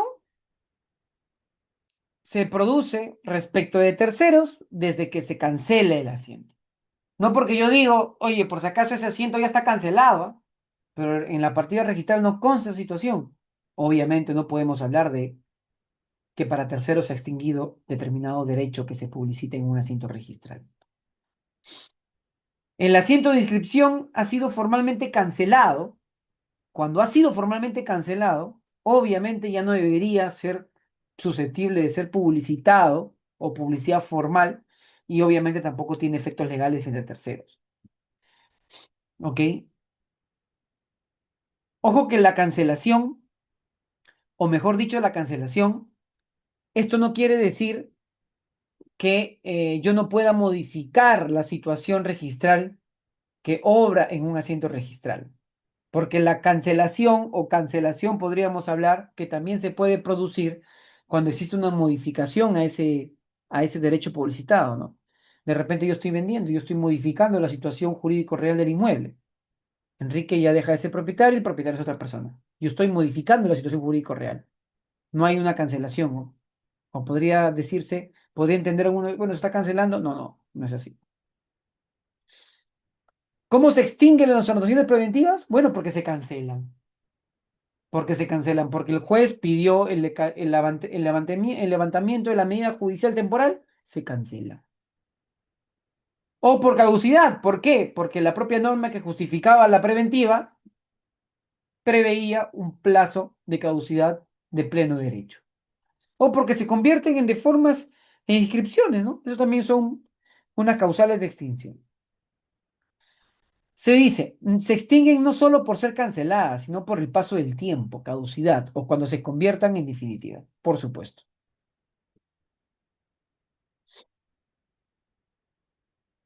El artículo 93 regula lo concerniente a los tipos de cancelación. Puede ser total o parcial. La cancelación total es porque todo el derecho publicitado se cancela. En lo parcial es porque hay algunas cuestiones que sí se mantienen. Eso no.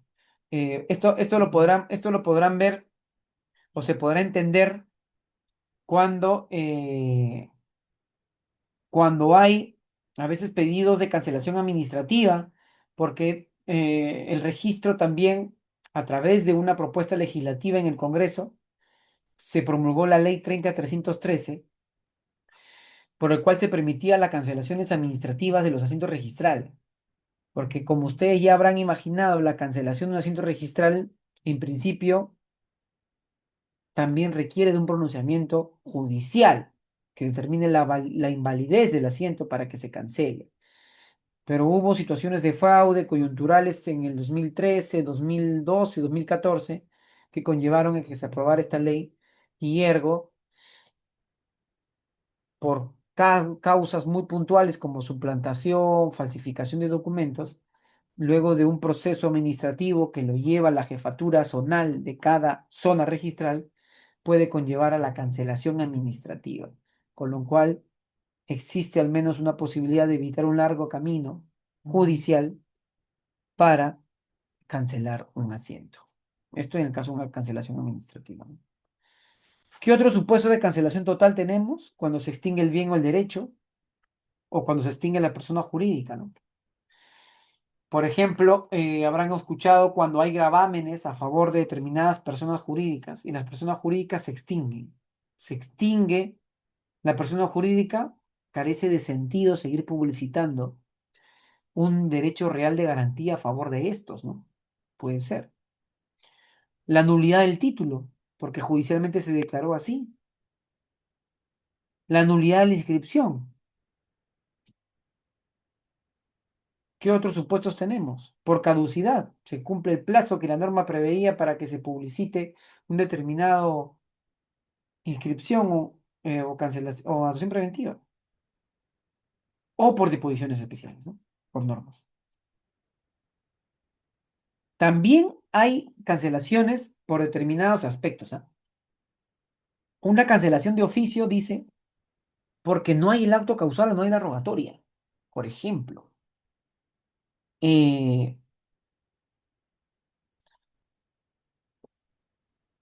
se extiende un asiento de compra-venta en virtud del artículo archivado 1, 2, 3, 4, 5.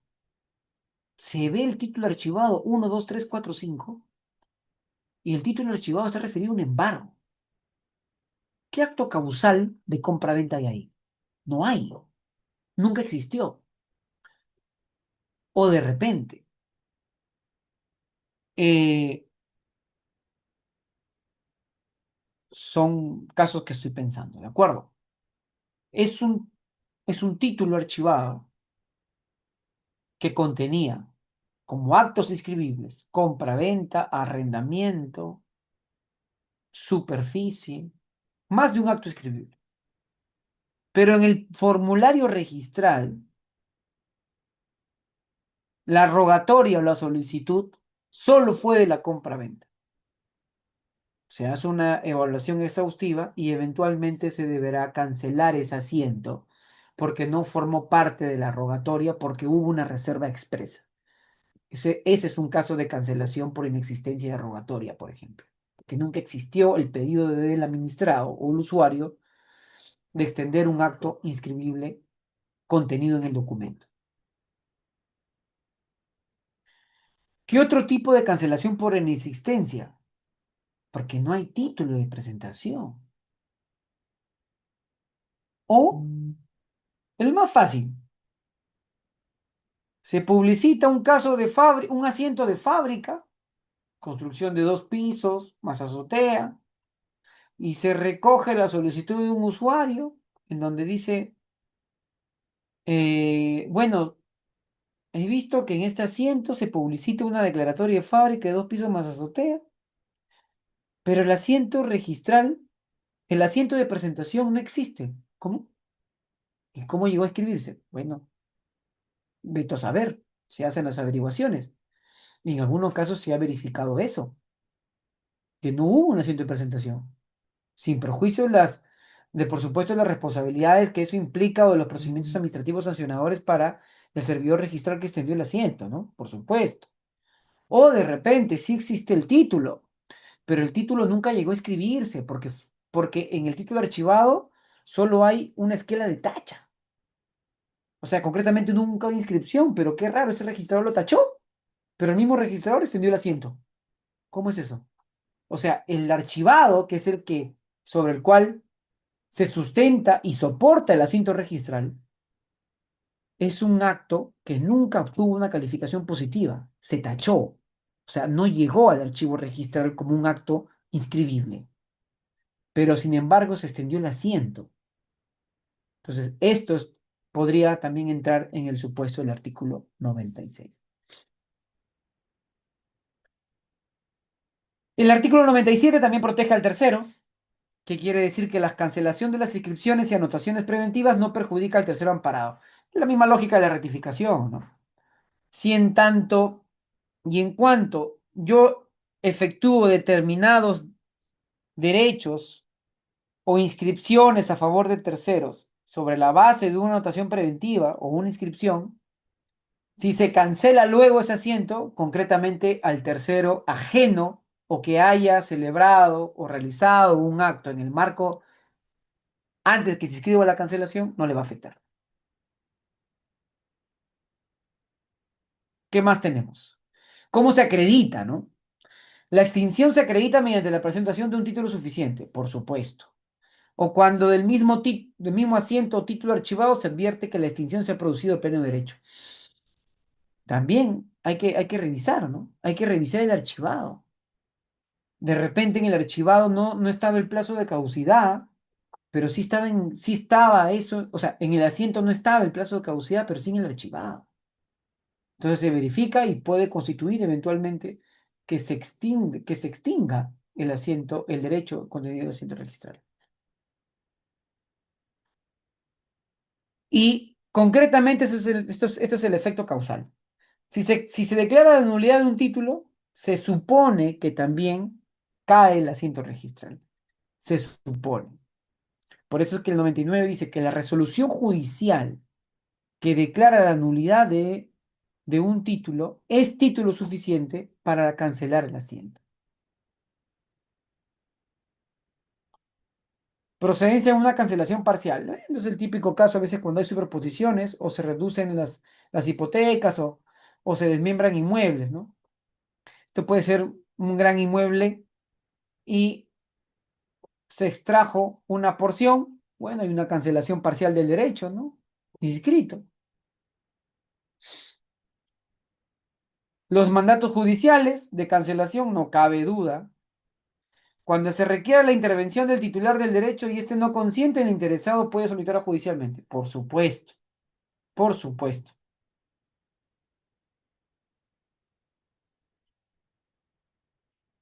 La cancelación de asientos judiciales solo se puede realizar en virtud a otro mandato judicial, salvo que la norma especial prevea lo contrario.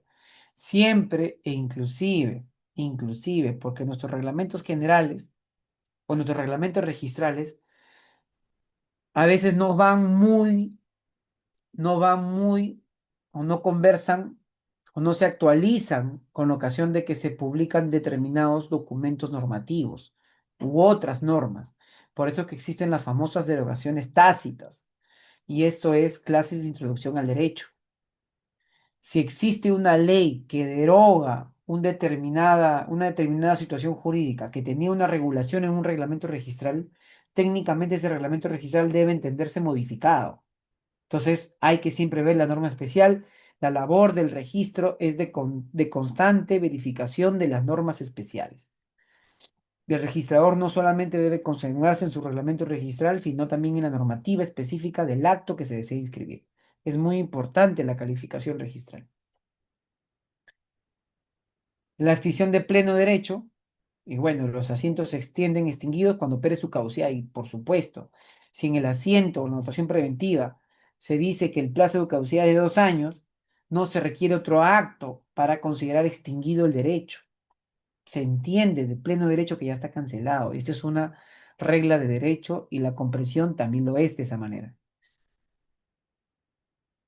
Y claro está que cuando se extiende un asiento de cancelación, se presume que para efectos registrales el acto de derecho que también lo contiene está cancelado.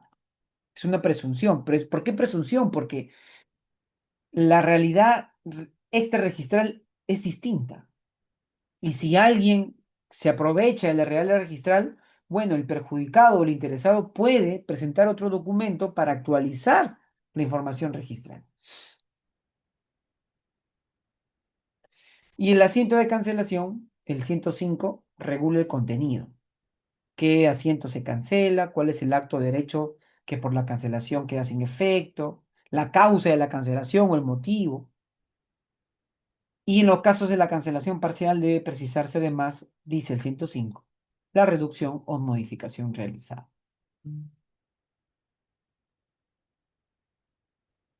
¿Qué más tenemos? La nulidad formal se regula en el 106.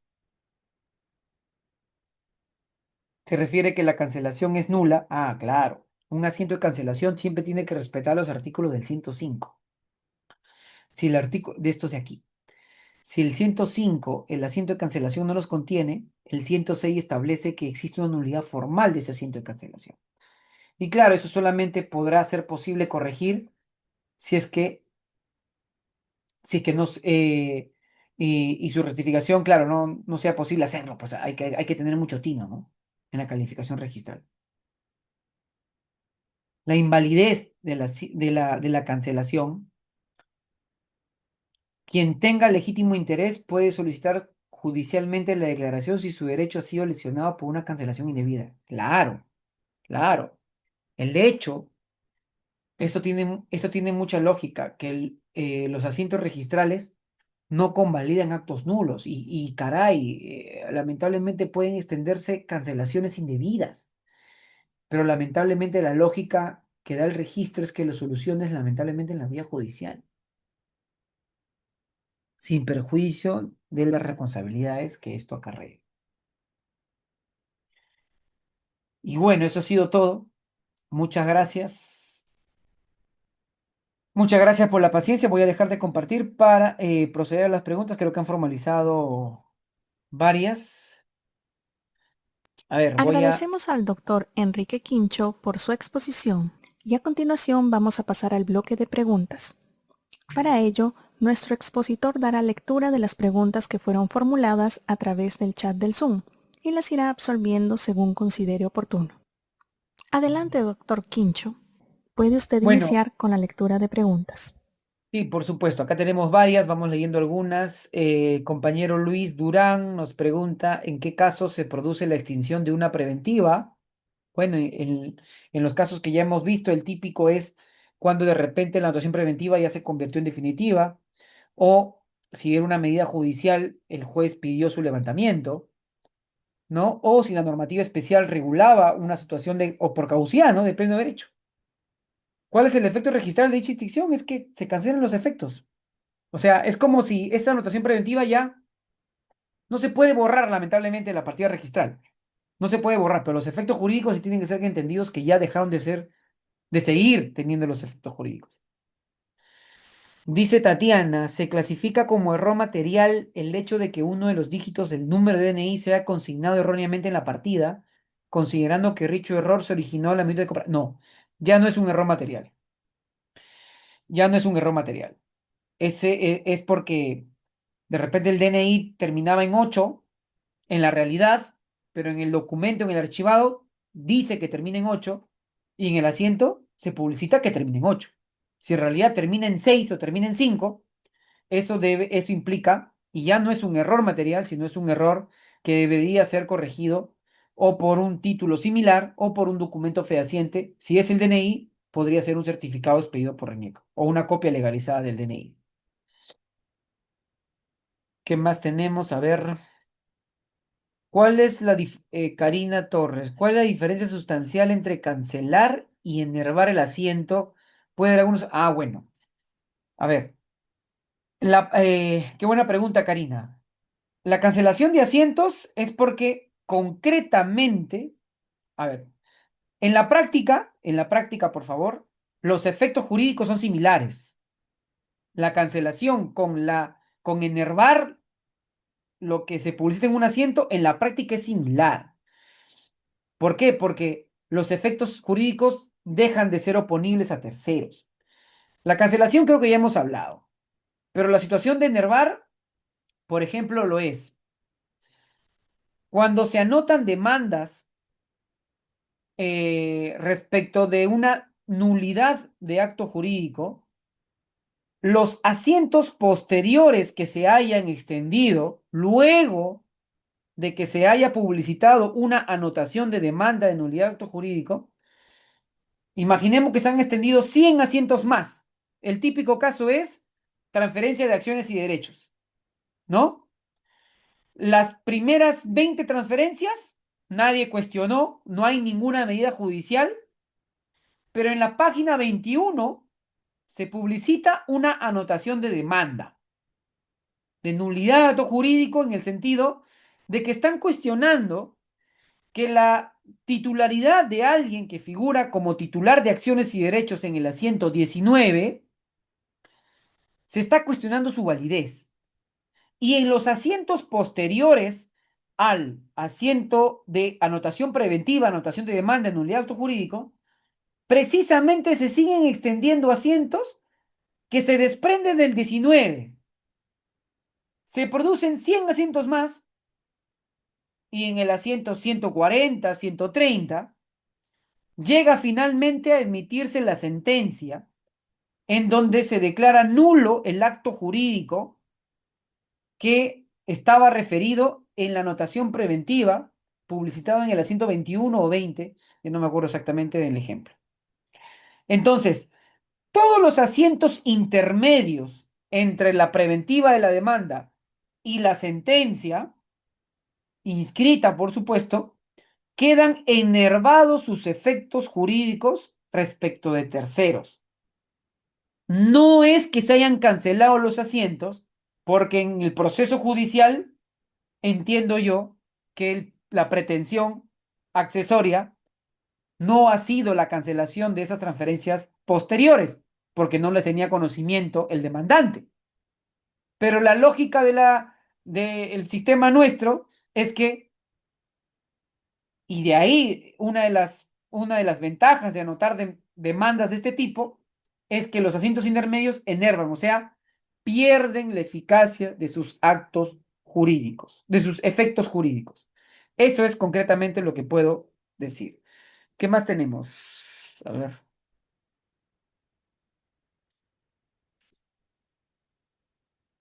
Parece que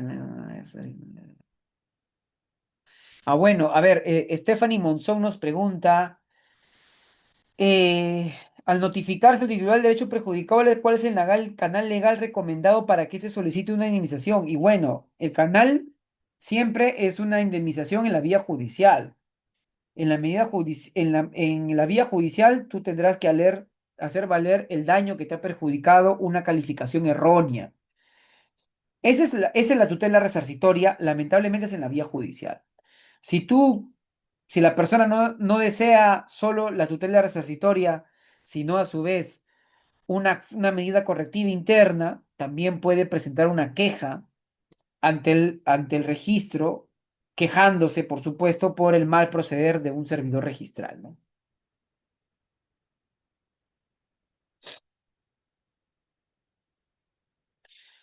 Acá nos pregunta Milagros, ¿es jurídicamente válido que el juez rectifique un error material de oficio? Bueno, yo tengo una premisa que para mí el juez, desde el punto de vista institucional, de organización del Estado, conoce el derecho, está formado, por supuesto, como todos en leyes, pero tiene un respaldo jurisdiccional.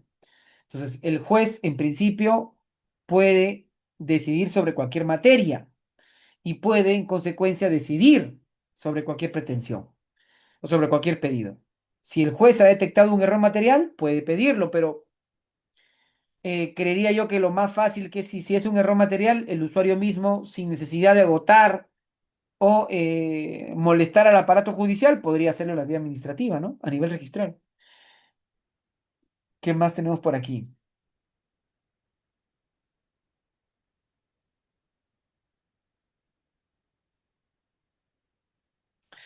Acá nos pregunta la señorita Rubí, el típico caso de deudas con garantía real. Ahí tenemos una ley que es la ley 26639, si no me equivoco, que regula el plazo de caducidad para hipotecas extendidas, pero para entidades que no son del sistema financiero, caducan a los 10 años. Hay una salvedad. A ver, aquí, ¿qué dice? Que el banco no ha interpuesto la demanda. No, o sea, a ver, esta ley que regula el plazo de caducidad de hipotecas, pese a que tengan más de 10 años, y si han sido extendidas a empresas del sector financiero, en principio no caducan, no están sujetos a este plazo especial. Sí, no obstante, sí podrán caer en caducidad si es que los 10 años se ha cumplido antes de la promulgación de la ley de bancos, que fue, creo, en el 2096. Si los 10 años se han cumplido antes del 96 o antes de la promulgación de la ley de bancos, eventualmente sí. No obstante, puede hacer una hipoteca extendida a favor del sistema financiero, pero si el plazo se cumplió antes de ello, sí puede acceder al plazo de caducidad. Nos pregunta Luz, ¿qué efectos produce la inscripción frente a terceros cuando el derecho escrito proviene de un título anulable? Bueno, a ver, si el título es anulable, si es que en la partida registral o en el título archivado a donde se extiende la publicidad no existe algún indicio razonable de que pueda hacer valer de esa causal de anulabilidad, en principio, no le afecta al tercero, salvo que suceda lo contrario, o que, por ejemplo, ya esté anotada la demanda de anulabilidad, ¿no? Si ya está la demanda por una causal de anulabilidad, obviamente que duda cabe que los terceros ya están bien informados del tema y les va a perjudicar o le va a alcanzar los efectos. ¿Qué otra pregunta tenemos por aquí?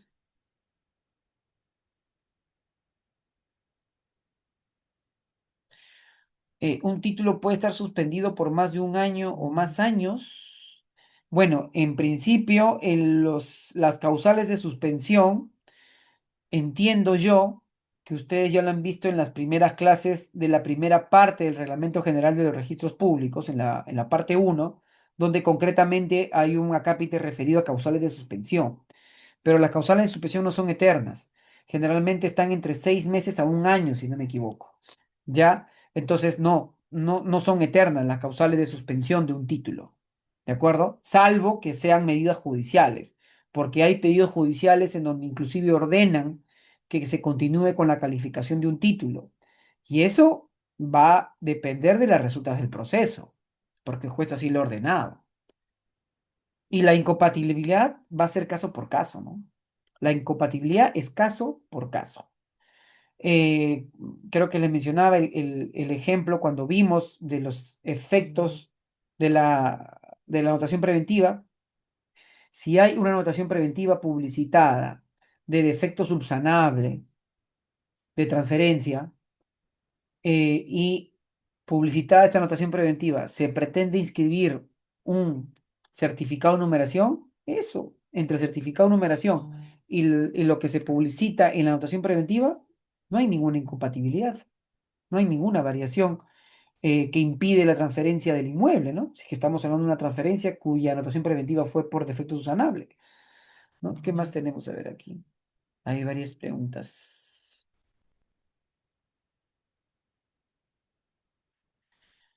A ver. Mariana pregunta. En caso de títulos incompatibles, si el que se presentó primero es observado, ¿ok? Y en ese interín se empieza a calificar el que se presentó en segundo lugar, ¿cómo se procede? A ver, como repito, estos son sin ánimos que ustedes entiendo lo han visto en la primera parte en la clase anterior, que es la parte uno del reglamento general. La regla ha cambiado un poco para yo poder suspender cuando tenga títulos incompatibles. Antes, el registrador se reservaba la calificación porque en efecto había un título incompatible previo, ¿de acuerdo? Pero con las nuevas reglas establecidas en el artículo 29, creo, del Reglamento General, no obstante un título previo esté observado y sea incompatible con el que ingresó en segundo lugar, el registrador no necesariamente debe suspender. Primero lo que tiene que hacer es calificarlo. Y si no existe ningún defecto adicional que no sea la condición de incompatible respecto del primero, no debe suspender el título. Si por el contrario, en este caso como veo es, título ingresado en primer lugar fue calificado observado. Título que ingresa en segundo lugar está siendo calificado y ha visto que el primero ha sido observado que es incompatible, ha sido calificado, no hay problema, está bien que sea calificado. Pero si ya está el título expedito para escribirse o para tener una liquidación, lo que correspondería ahí sí recién que el registrador observe. En el sentido, indicar que simplemente se suspende el título por la existencia de uno previo que es incompatible. ¿Qué otra pregunta más?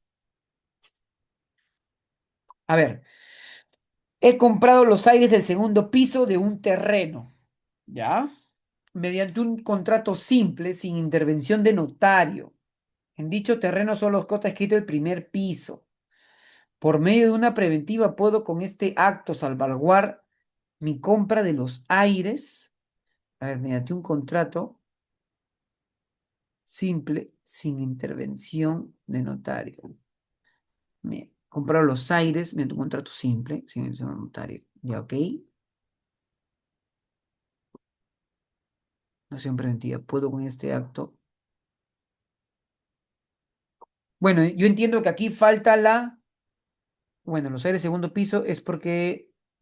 Pero ya escrita la fábrica del primer piso. Entonces, Sin intervención de notario,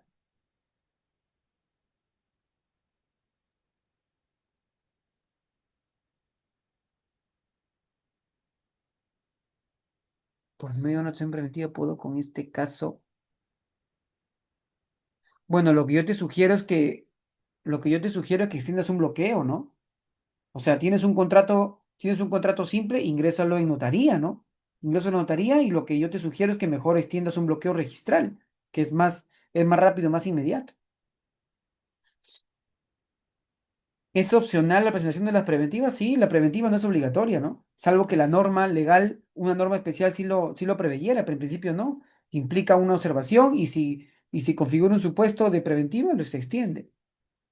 ¿Cómo identificar los tipos de tachas? Bueno, en, en los artículos, no, mira, de verdad te mentiría los artículos concretos de tacha especial y tacha sustantiva, pero hay causales.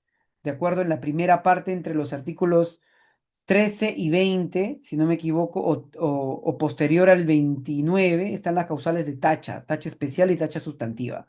Ahí está bien taxativa las causales de tacha, especial o sustantiva. Las especiales, digamos, el plazo es más corto y las sustantivas sí tienen un plazo corto de vigencia del título, me refiero. ¿Qué más tengo por ahí?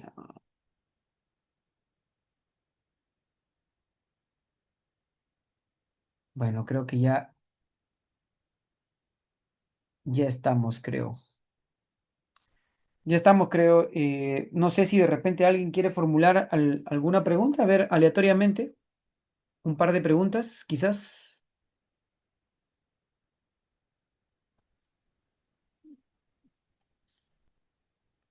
Aleatoriamente, a ver, Sí, Katy, por tipo, a ver, Le activé el doctor, micrófono. buenas noches. ¿Me hola, escuchan? sí, Bien, yo tengo el caso de un conocido que en el 2002 adquirió una propiedad, un bien inmueble, mediante una transferencia de propiedad, no un contrato de compra y venta. En este caso, la transfiriente ya ha fallecido. Esta transferencia lo legalizaron ante notario. Sin embargo, recién este año el señor ha ido a la SUNAR, de aquí a la sede registral de Chimbote, en Ancash, y pues le han negado la inscripción de su derecho porque le han dicho que no tiene valor como un contrato de compra y venta, no es inscribible. Entonces, en este caso, ¿qué solución tiene este adquiriente que adquirió de buena fe, ¿no? En su momento para poder asegurar su titularidad, tener seguridad jurídica? bueno, lo que yo le sugiero, intentar escribir un bloqueo, ¿no? Y si no tiene el tema, lamentablemente, solicitar un otorgamiento de escritura pública, una demanda de otorgamiento de escritura pública, ¿no? Vía judicial sería. Sí, caballero, si no calzas con ni siquiera, pero qué raro que al menos no puedas intentar con un bloqueo registral, ¿no? O sea, ingresa el documento a notaría con el ingreso a notaría, el notario envía, digamos, de forma virtual el bloqueo, ¿no? Y quizás ahí podrías obtener, pero no estoy entendiendo, o sea, el transferente ya no es el que figura en registros o es uno No, distinto. el transferente sigue siendo la que le transfirió en su momento, en el 2002. La señora A le falleció y sigue siendo titular hasta la fecha, ¿no? Y ella le transfirió a B y B ha ido recién este año, 24 años después, a inscribir su derecho como manifestación del tracto, ¿no? Y pues en este caso el problema es con el documento. La transferencia no puede inscribirse, le dijeron a esta persona. No es un contrato de compra y venta legalizado, ni mucho menos escritura pública. Entonces, le han negado la inscripción de su derecho. Mm, no, pero yo en todo caso mejor no pierdas el tiempo. Bueno, han pasado tantos años. Yo creo que una demanda de otorgamiento de escritura pública es lo más sencillo. Ya está bien, gracias.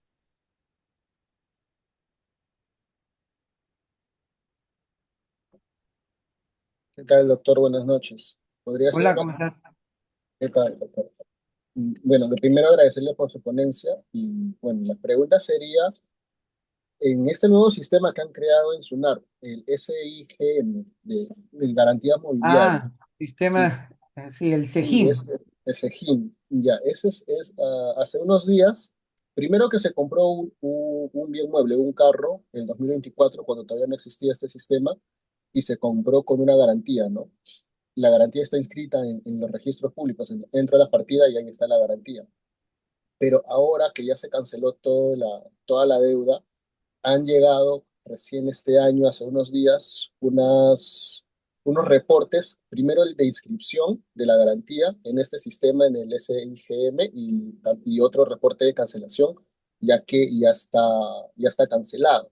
Mi consulta es si esta cancelación, porque ya se cumplió con la obligación, es automático o ya le corresponde al titular del mueble, del carro, hacer la rogatoria y pedir a SUNAR que puedan inscribirle en la partida registral.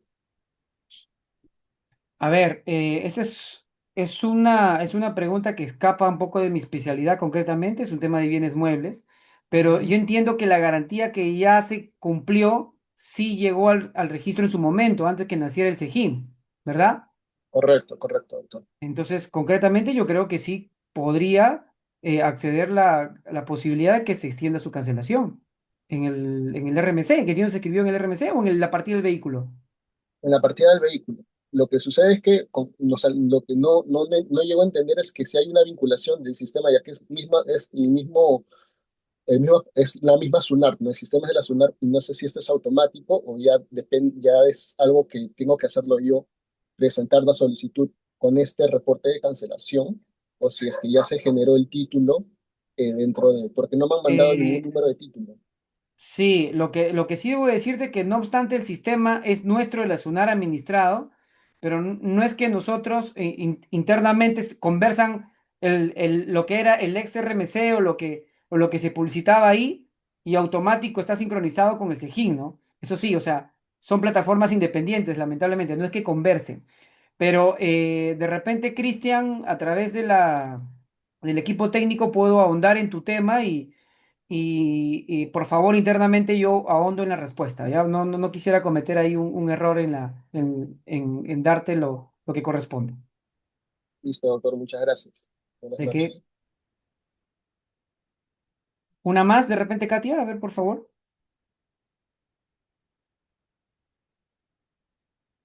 Buenas tardes, doctor. Hola, ¿cómo estás? ¿Qué tal? Agradecerle por su ponencia. Mire, se trata de el tema que ha tocado con respecto a inscripción preventiva. Ujú. Hay, Anotación preventiva. claro, una anotación preventiva. Ajá. ¿Es posible anotar preventivamente una minuta que ha sido extendida con una anterioridad de 3 años? Un poco le doy la referencia. Como se trata de una comunidad campesina, ellos primero otorgan facultades a las personas que van a transferir predios. Entonces, ¿qué sucedió? Que se otorgó las facultades hace 3 años, se firmaron una minuta de donación, pero ya no se alcanzó el tiempo para el otorgamiento de escritura pública. La, el poder feneció con la vigencia de los directivos. Entonces, ahora con nuevos directivos se ha vuelto a tocar, ese tema se ha vuelto a tocar facultades, se ha podido ya elevar a escritura pública esta donación, pero cuando se tratan de terrenos rurales, hay un informe técnico que se tiene que acompañar El a la certificado de escritura. información catastral. Así es. Y Ujú. este a veces tiene o toma su tiempo en el gobierno regional. Ajá. Entonces, dado que el tiempo es un poco extenso en ese sentido, la pregunta es si se puede solicitar La preventiva, la porque preventiva. todavía no tienes el certificado de información catastral. Así es. Yo considero que sí, porque es un defecto subsanable, ¿no? Yo ¿Eso considero que sería con la escritura o con la minuta?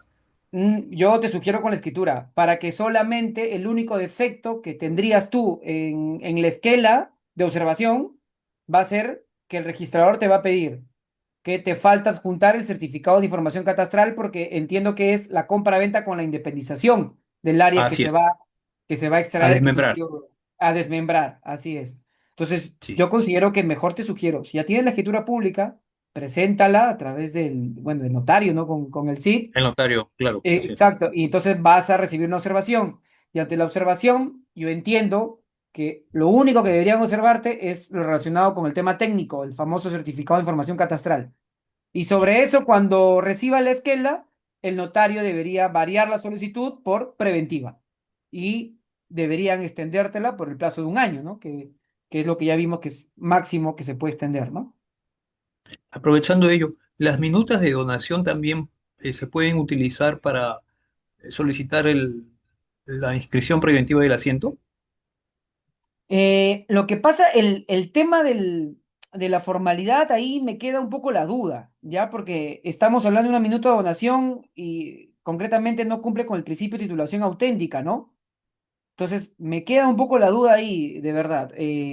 Yo me comprometo a través del equipo darte una información más certera, ¿sí?